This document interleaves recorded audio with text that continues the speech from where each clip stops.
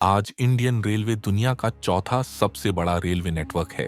हर रोज 2 करोड़ से ज्यादा लोग सफर करते हैं। पर क्या आप जानते हैं कि यह सब कैसे शुरू हुआ? जब पहली ट्रेन इंडिया में चली थी, तब लोगों ने क्या सोचा था? आज मैं आपको ले चलता हूं भारत की रेल के फैसिनेटिंग इतिहास की यात्रा पर। 16 अप्रैल 1853, मुंबई के बोरीबंदर स्टेशन से ठाणे तक सिर्फ 34 किलोमीटर, 400 लोगों से भरी 14 कोचेस और एक ऐसा सफर जिसने इंडिया की किस्मत बदल दी। उस दिन जब पहली ट्रेन चली तो लोग देखने के लिए हजारों की संख्या में इकट्ठा हुए थे। कुछ लोग डरे हुए थे, कुछ हैरान थे। किसी ने सोचा नहीं था कि यह धुआं उगलती मशीन इंडिया के लिए इतनी इंपॉर्टेंट हो जाएगी। पर ब्रिटिश के लिए यह सिर्फ ट्रांसपोर्ट नहीं था, यह उनकी स्ट्रैटेजी का हिस्सा था। 1840 के दशक में ब्रिटिश इंडिया को कंट्रोल करने के लिए एक फास्ट ट्रांसपोर्टेशन सिस्टम चाहते थे। ट्रूप्स को जल्दी मूव करना था, रॉ मटेरियल्स को पोर्ट्स तक पहुंचाना था और अपनी गुड्स को पूरे देश में बेचना था। 1844 में गवर्नर जनरल लॉर्ड हार्डिंग ने रेलवे कमेटी बनाई। ब्रिटिश कंपनीज को लाइसेंस दिए गए ट्रैक्स बिछाने के लिए। Great Indian peninsula railway company को मुंबई थेन लाइन मिली और ईस्ट इंडियन रेलवे कंपनी को कलकत्ता एरिया मिला। 16 अप्रैल 1853 को जब वो पहली ट्रेन चली तो वो 3 इंजिन्स खींच रहे थे, साहिब, सिंध और सुल्तान नाम के स्टीम इंजिन्स। पहली पैसेंजर ट्रेन के बाद रेलवे तेजी से फैलने लगी। 1854 में कलकत्ता से रानीगंज तक लाइन बनी कोल माइंस से कोयला लाने के लिए। ब्रिटिश ने हर मेजर सिटी को कनेक्ट करना शुरू कर दिया। 1860 तक इंडिया में 838 माइल्स रेलवे ट्रैक्स बन चुके थे।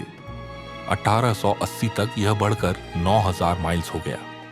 ब्रिटिश 1880 तक इंडिया में 9000 माइल्स रेलवे ट्रैक्स बन चुके थे।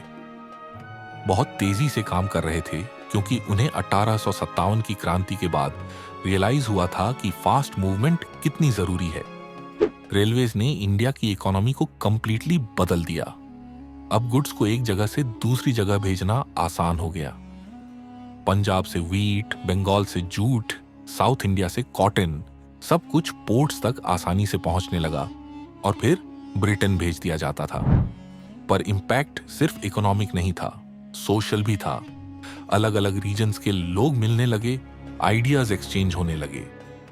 जो लोग कभी अपने गांव से बाहर नहीं निकले थे, वो अब दूसरे शहर जा सकते थे। रेलवेज ने अनइंटेंशनली फ्रीडम मूवमेंट को भी मदद की। लीडर्स एक शहर से दूसरे शहर आसानी से जा सकते थे मीटिंग्स के लिए। महात्मा गांधी ने खुद 3rd क्लास में ट्रैवल किया और लोगों से मिले। उन्होंने कहा था कि इंडिया को समझना है तो 3rd क्लास में सफर करो। रेलवे स्टेशंस पॉलिटिकल रैलीज के लिए बेहतरीन जगह बन गए क्योंकि वहां हजारों लोग इकट्ठा होते थे। 1930 के दशक और 40 के दशक में फ्रीडम फाइटर्स ने रेलवेज को टारगेट भी किया। ब्रिटिश सप्लाईज को डिसरप्ट करने के लिए ट्रैक्स उखाड़े गए, स्टेशंस पर प्रोटेस्ट्स हुए। रेलवेज जो ब्रिटिश कंट्रोल का सिंबल थी, वो अब रेजिस्टेंस का सिंबल बन गई थी। 15 अगस्त 1947 को जब इंडिया आजाद हुआ, तब रेलवे सिस्टम बहुत बुरी हालत में था। पार्टीशन की वजह से नेटवर्क टूट गया था। 42 अलग अलग रेलवे कंपनीज थीं जिन्हें मर्ज करना था। 1951 में सभी रेलवेज को नेशनलाइज कर दिया गया और इंडियन रेलवेज बनी। 1950 के दशक और 59 के दशक में बड़े बड़े रेलवे प्रोजेक्ट्स शुरू हुए। डीजल और इलेक्ट्रिक इंजिन्स आने लगे स्टीम इंजिन्स की जगह। राजधानी एक्सप्रेस 1969 में शुरू हुई, इंडिया की पहली फुल्ली एयर कंडीशन ट्रेन जो दिल्ली को मुंबई से जोड़ती थी।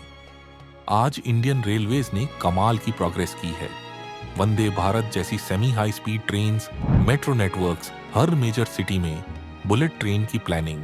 1853 में जो सिर्फ 34 किलोमीटर की जर्नी थी, आज वो 68,000 किलोमीटर से ज्यादा के नेटवर्क में बदल चुकी है।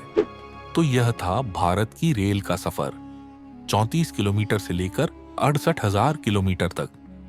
ब्रिटिश कंट्रोल के सिंबल से लेकर आम आदमी की लाइफलाइन तक। इंडियन रेलवेज आज सिर्फ ट्रांसपोर्ट नहीं है, यह इंडिया की धड़कन है। हर दिन लाखों लोगों के सैपनी इन ट्रेन्स में सफर करते हैं। वीडियो पसंद आई तो लाइक करें और दी अनसीन भारत को सब्सक्राइब करें। अगली वीडियो में फिर मिलेंगे। जय हिंद।